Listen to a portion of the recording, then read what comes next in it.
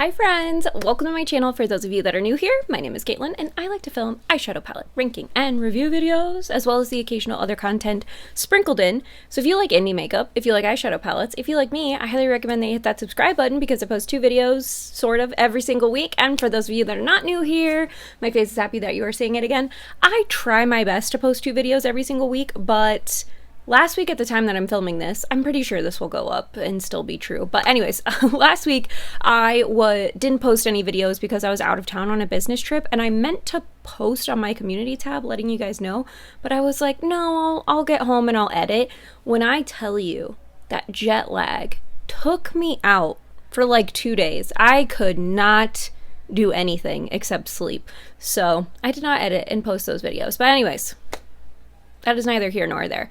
We are ready to rank all of the palettes that I used in July. That is correct. Every single eyeshadow palette that I used in July, whether it is new, old, somewhat new, somewhat old, new to me, new to you, whatever. Anyways, everything I used in the month of July. And yeah, let's go ahead and get on into it.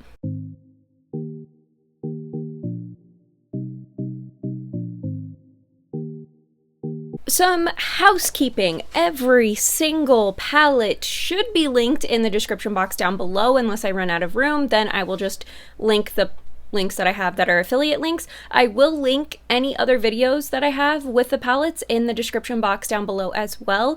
But some of these palettes might have multiple videos with them on my channel, so feel free to head to my channel and search the palette name and you'll see multiple videos if that's the case. And what else? I do my rankings in a category type of thing. So I have 4 categories. First category is palettes that I feel meh about, like if anything happened to them, they were to break, I was to lose them, I really wouldn't be that upset about it. I don't think that they add a whole ton to my collection, so it wouldn't be something that I miss. The next category are palettes that I like. I like them, I just don't love them. And there could be certain things that I have issue with, or it's just personal preference. And then next category is palettes that I love. I love them, I think they're amazing, I would highly recommend them. And then the final category are palettes that I consider holy grail favorites. If anything were to happen to these palettes, I would immediately go out and purchase them again because I really, really love them. So yeah, that's it for the 4 categories. I think that's all the business we have to attend to. Anytime I have a palette where I have an affiliate code with that brand, I will pop the affiliate code on the screen. If for whatever reason I forget and you're like, I'm pretty sure she has an affiliate code, check my description box. All of my codes are down there. And let's get into the first category. Also, if you're curious, I am wearing the Sharpay coffee press from Chelsea Smith Grounds. That's the wig that I'm wearing. Anyways, and I will tell you which eyeshadow palette I'm wearing once we get to it on the ranking. So first up, we have the Natasha Denona Golden palette. I think this palette was new to me for June, but I revisited it in July, and it's fine. It's good. It's all right. You know, like, I think the quality of it, I have no issues with. I think it has really pretty different shimmer formulas. What I wanted was different shades of gold. Like, I wanted a yellow gold and a champagne gold and a rose gold in the shimmers. And I feel like these all lean more yellow gold on me. And I don't think there's enough nuance in the shades for me to feel like it was worth it. Also, one thing to note about the ranking, even though I rank in categories, this is still least liked to most liked in order. I just don't count down because I can't keep track of the number. So there we go. I should also preface that I went a little bit crazy in the month of July. I think I've talked about it on here that my low buy goal was to purchase 3 palettes per month. That ship sailed in the month of July. Some of these I did technically purchase in June, but they didn't show up till July, so they're counted as like July palettes anyways. It's pretty bad. I'm just gonna warn you right now, it's pretty bad.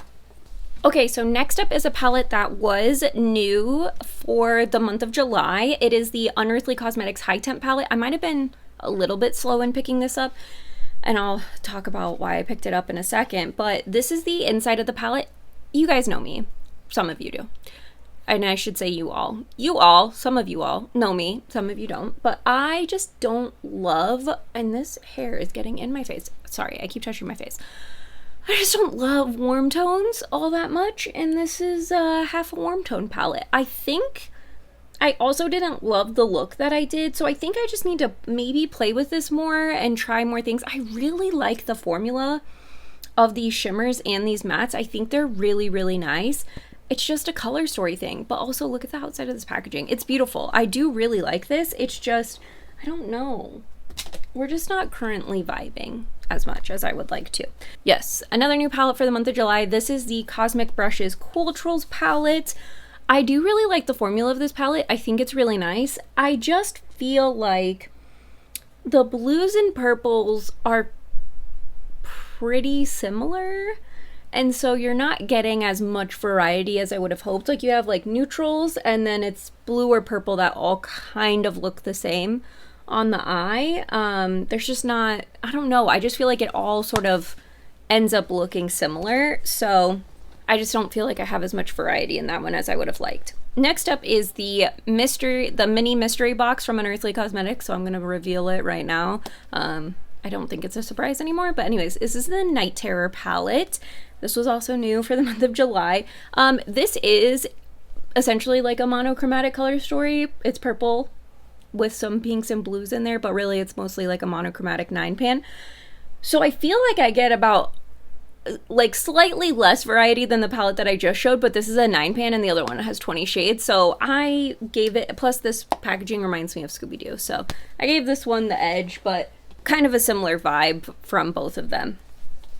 Next up, we have an older palette, the Nomad Monteverde Cloud Forest. I actually combined this palette with a newer palette from Nomad. I guess I just spoiled that palette will be coming up later. But anyways, I pulled this one back out, and I have always said that I struggle with this palette because it's a green palette with pops of neon, but I do really like all of the shades in here. It's just like, as a standalone, it's not my favorite, but it's definitely a palette that I like having in my collection because it has some of the perfect shades for me to pull in with certain looks. So I really enjoy it. Also, the sloth on the front is adorable, but I really like that palette.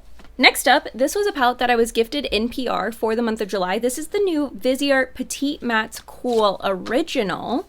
And this is what this one looks like. And it was so funny, when I opened this one, I was, well, first of all, I had a Viseart package show up and I was like, what did Viseart send me? And I didn't know that they had even announced anything. So I opened it and then I was like, oh, I already have this. And then I realized I have the Petite Mattes Cool. This is the original. They are slightly different. Let me actually grab the original, or the other one. Actually, let me not, because I don't know where it is and that'll take too long. But anyways, they are different. I just had to look at it long enough. I brought this with me on my work trip and the tones of it, gorgeous. This is the palette that I reached for. I did professional headshots while I was on my work trip, and it was when I was like, what eyeshadow palette do I want to use? I was like, I'm gonna pull this one in. I hadn't used it before, but that's how much I love Viseart's formula. I was like, I know this one is going to show up, she's gonna work for me, and it is gonna look good. And I did just like an all matte neutral look, and it was fire, as the kids say. I don't even know if they say that. Anyways, let me just make myself sound 80 years old. All right, next up for this category, the last palette of this category, is the Unearthly Cosmetics Don't Be Jelly palette. I have lusted after this one for, I couldn't tell you how long. When it initially launched, I don't know why I didn't purchase it. There was a reason, I'm sure, but I have since wanted it. It went on sale and I was like, I have to have it, bought it, and then I was like, might as well get High Temp while I'm here, because High Temp is the only of this like shape of palette from Unearthly that I wouldn't have had, and I am a completionist, so I was like, let me pick that one up. So that's how we ended up here. But I do really like this palette. I've only used it once and I didn't love the look. I think I need to play with it more because I went for more of like a green blue look, and you all know me. I love purples, so I think once I play around more with the purples, I'll have a better time with that. Next up is the love category. First up, we have the Legend of Ardra palette from Adept Cosmetics.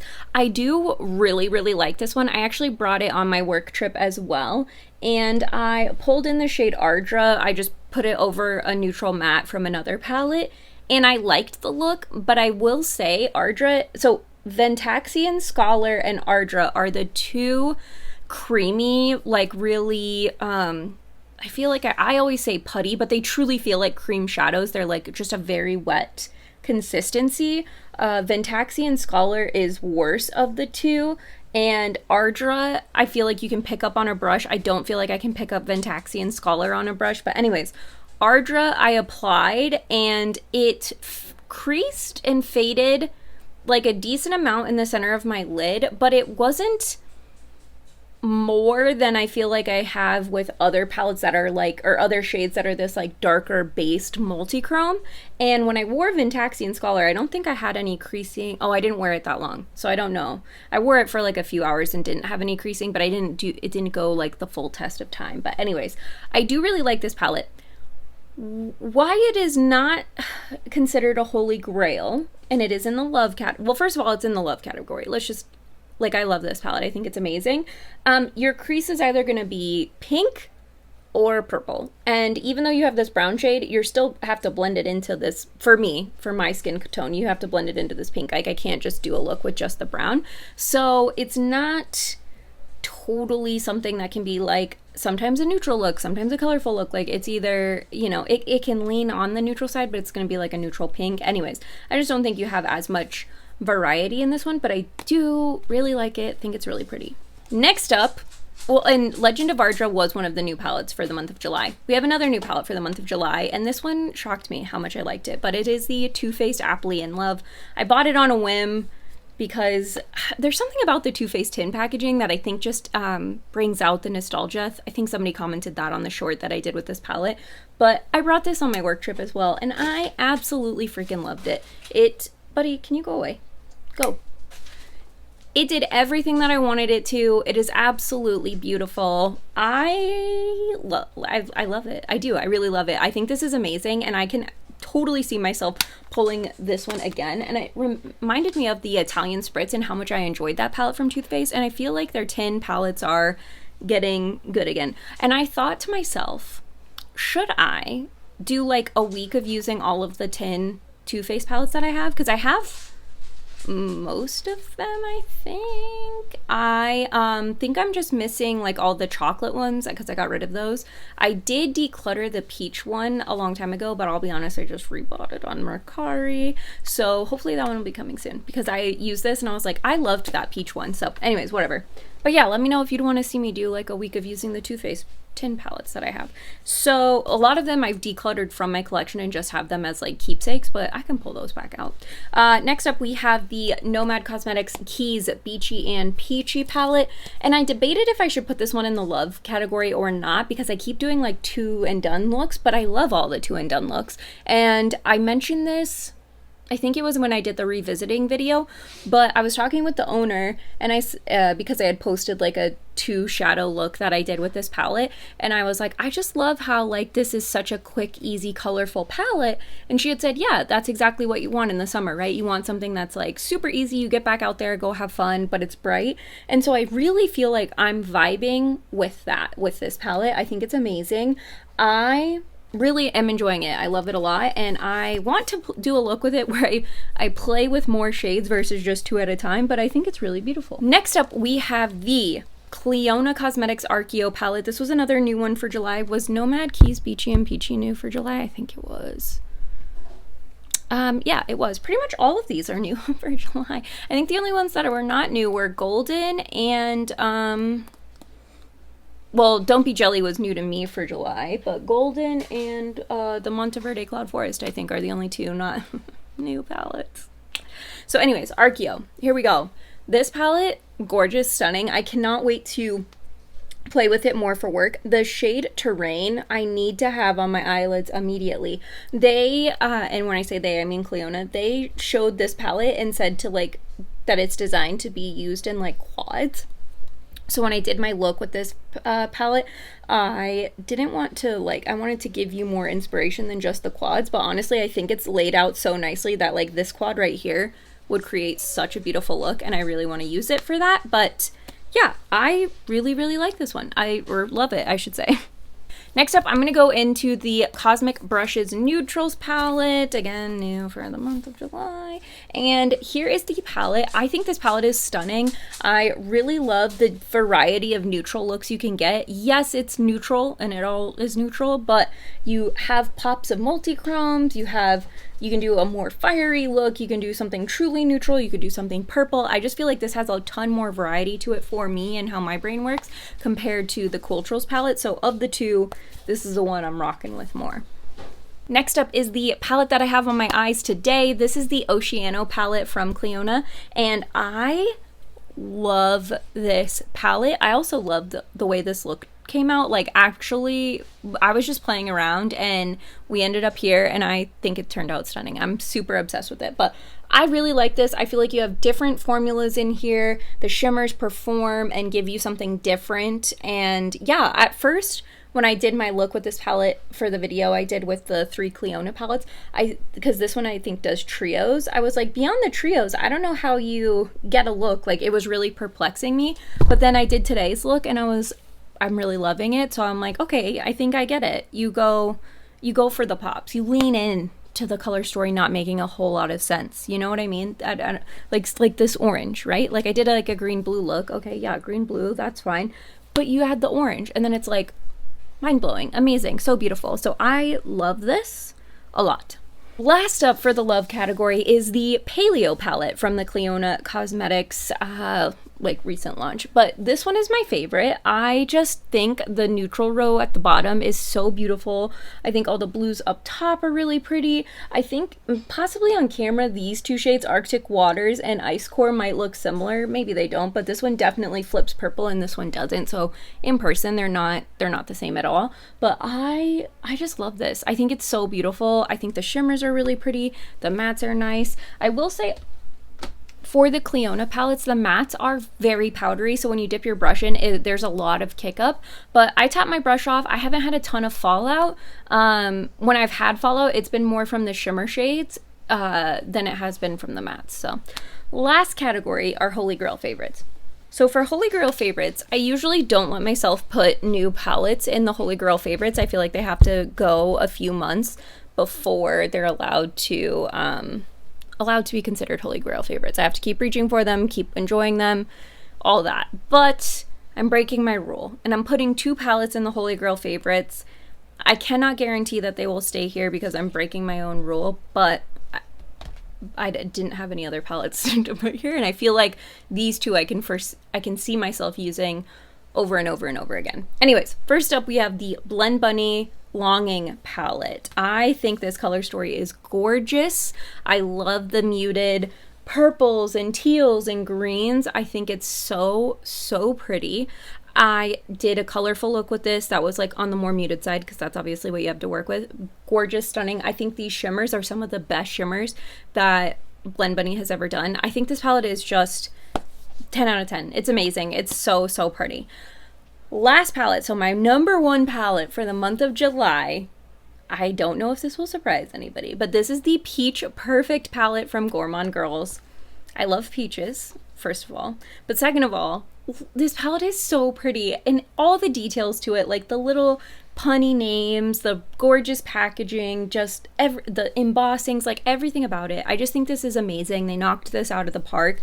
I was able to do a really low-key look with this, but I also feel like you can go really all-out glam. You can do a green look. You can do a peach look. Like, I just love this color story, and I think it kind of falls in line with like my Groovy Garden and the Secret Garden. Anything that's like pink and green or peach and green, I'm just into it. It's just one of my favorite color stories. I'm actually wearing peach and green shorts right now. So anyways, I'm just a big fan of it. So let's talk about the palettes that I use the most in the month. So Longing and Keys Beachy and Peachy, I reached for each of those palettes 3 times. So those 2 palettes are tied for my most used palettes of the month of July.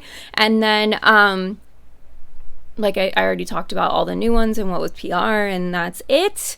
But yeah, I mean, I think that's everything. I don't know. Let me know what of the palettes you would be the most interested in seeing. I will be doing a revisiting my July palettes video, so that's going to be a long one. I'm probably going to do that in a makeup diary style because I think I have 8 palettes that I have to revisit for the month of July, because I'm just going to do the new ones and the non-PR, because otherwise it'd be like a lot. like a lot. But anyways, let me know what you think of these palettes in the comments down below, what you are loving for the month of July, all that jazz, and I will talk to you next time. Bye!